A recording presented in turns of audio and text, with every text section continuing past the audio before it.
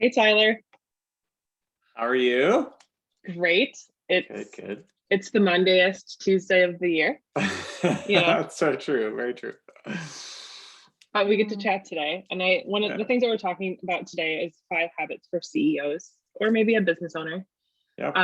But as our CEO, I know that you have a lot of things that you do in your life on a regular basis that help you be productive and make good decisions, Yeah. to help keep our business on track.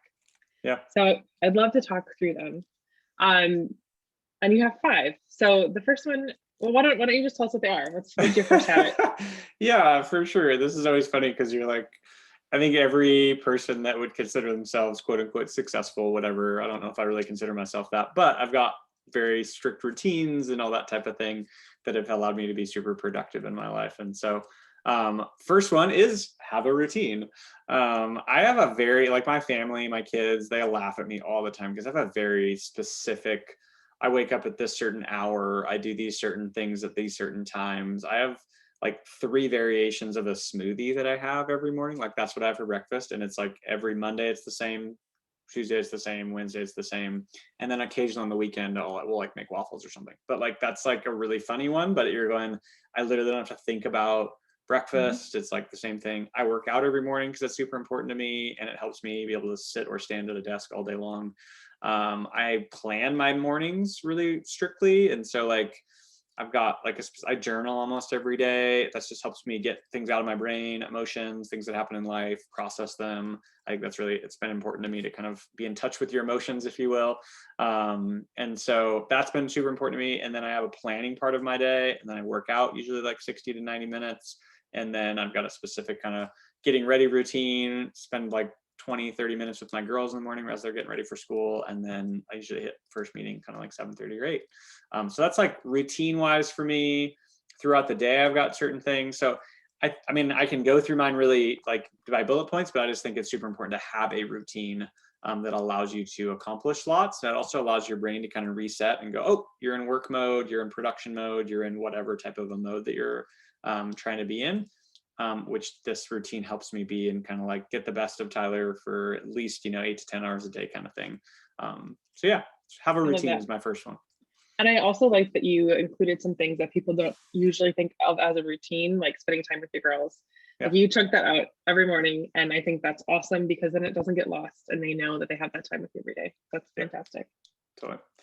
The other thing I'd add to it as well is I've done this for years. I offload things as fast as possible. And so when I say offload things, like I use a program on my phone, but I used to use a piece of paper like that sat on my like bedside table or my nightstand. And it Mhm. was like anytime I thought of something. So it was like, oh, I need to remember to respond to this person. Oh, I need to remember to buy this thing. Oh, I need to remember to schedule that appointment. Oh, I need to remember whatever.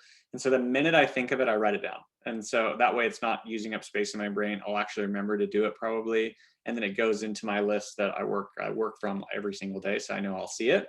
That part's been super helpful for me because then I don't forget to do things. And I Mhm. have a process of what I do with the things that I think about.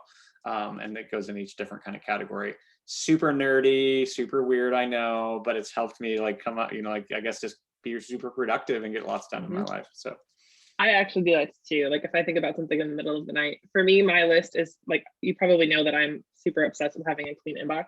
yeah, So I email myself. Like if I have to do something, I send myself an email and then totally. I don't think about it anymore and I can go back to sleep. I love it. Yep. Yep. Same. That's So we funny. have an acronym coming up here, the three Oh P's. yeah. Yeah. So me, it's fight for the three P's. So it's priorities, perspective, and passion. And so I always want to make sure I have the right priorities. And so you brought up earlier, like, hey, I love that you spend time with your girls, or you schedule that in, or that's part of your routine. Well, it's true. My priorities do include my family. And so if I don't prioritize that, and if I don't put it on the calendar, I don't schedule dates with my wife, I don't schedule dates with my kids, like it's probably not going to happen just because something Mhm. else will take its place. And so my priorities are really important, as well as planning for like work schedule. I always prioritize like the night before, hey, what are the three things I need to do tomorrow that have to happen before anything else gets done? And so then I write those down, and or if I don't do it the day before, I'll do it the morning of or whatever. But so priorities are super important. And then I'm always fighting for perspective. So like if you scrolled my phone, like phone photos, you would see probably just as many photos as you would like statements about, like the bigger problems you try to tackle, the bigger disappointments you're going to have, or the smaller problems you tackle, the smaller disappointments you're going to have. Little like sound bites from people I follow on Instagram or on Twitter or whatever. And I'm like screenshotting them and throwing them in there. And then I'll write those down occasionally. I'm one of those guys so I work out in my garage, and I've got Peloton in there and some weights in there and all that kind of stuff. And so I'll be in there, but I have a whiteboard mounted in my garage. Super nerdy. This is like inside Tyler's brain. My husband is so jealous right now. But so I'll write stuff down. Like if I'm listening to a podcast or whatever, and I hear something that's going to help me have perspective, because it's super easy to get lost in the mundane routine craziness, ups and downs of life. And so to like be able to somehow have different phrases you look at, or things that remind you to like have perspective of all the things you've accomplished or whatever, is really helpful. When I was 19, I think, or 20, I started a net worth document. So every year I updated this net worth document. And so some people are like, oh, that's great, you know how much money you make. But the most important thing on my net worth document is what I've accomplished, which is this like kind of row at the bottom. And like early on in my life, it was like, oh, I've paid off college, or I got married, or I bought a house, or I bought an iPad, or I took my family on vacation, whatever. But it's been super cool to read those, because over the years, that column has gotten longer and longer and longer of all the cool things that I've done. So it's helped me build like the intangibles of not like the value of my house or the different assets or investments or whatever other ridiculous things that we add to that. But it's more of the stuff that actually probably has meaning for me and meaning in my life. And so perspective, super important. And the last thing's passion. I'm a super passionate individual. And I kind of just believe that if you don't have passion about something, you probably shouldn't do it, because I don't know why you would. It doesn't get you out of bed in the morning. And so I have a lot of different things I do to just maintain that, fight for that, and make sure I'm kind of aligned with different things I'm passionate about. I love that. And I noticed that, especially that last point, passion, you bring that to our team too. You want to make sure that your team has passion and that they come to work doing something that they want to do, because if they don't, you know that they're going to check out. And I think that's important to help other people uncover that. Yeah. 100%. That was our second point. And I'm just realizing now 3 for 3 Ps would have been better. But our third point is... True. Yeah. So third point for me is putting yourself in an uncomfortable situation every day.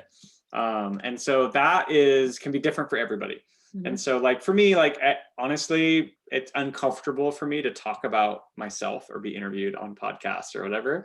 And so I put myself in uncomfortable situations on a regular basis there. Or it's reaching out to someone to have a conversation maybe you might be afraid of or scared of or nervous about. And so uncomfortable can be nervous. It can be whatever that scenario is for you, because everybody's different. But I think it's super important to put yourself in some form of uncomfortable situation every day, because it helps you grow. I love that. It's super true. Number 4 is about learning and growing. Always be learning, I think. Yeah. So always be learning. So I'm always reading books. I'm always listening to podcasts. I'm always trying to surround myself with people that are smarter than I am, meet with people that are, in different situations that I'm in. And just to constantly be learning. I think the minute you stop learning, you probably get bored really fast. And so I'm constantly trying to improve and get better at things. And so that kind of constant state of challenging yourself to be learning all the time is super important. I love that. And then the 5th one was actually really interesting to me. What's the 5th point? Yeah, so be approachable. I have been around too many bosses and too many leaders of teams, or whatever you want to call them, that really kind of give off this vibe that you shouldn't ever bring something up. And if you bring something up, it's a massive inconvenience to them. Mm-hmm. And I don't want to be like that, because I don't like what it gives. I don't like what it gives off to people. I don't like the vibe that it kind of gives off to people, where you're an inconvenience to them. Like, sure, good luck building a great team when that's the case, because it's just not the case. And so I try to be really approachable. I try to spend time with different people on our team on a regular basis, or different people around the community that I'm in on a regular basis, and making time for people and having that be a priority. It doesn't need to take over your life. It doesn't mean you have to say yes to everything. It means you can still have boundaries and defend your schedule and that kind of thing. But being approachable means that you have time for other people, and that if someone reaches out to you via text, no matter who they are, it's okay that you'd respond to them. Like, you don't have to just put them off, kind of thing. And so I try really hard to just make sure I'm approachable to people and engage with them in some way, shape, or form. So. Yeah, I actually think that's a level of humility that a lot of people don't have. It's wanting to make sure that everybody, regardless of who it is, feels comfortable to talk to you. Like you mentioned that, like, I'm too important to talk to you, not having that kind of an attitude, because then nobody's going to, share real things with you. Super important.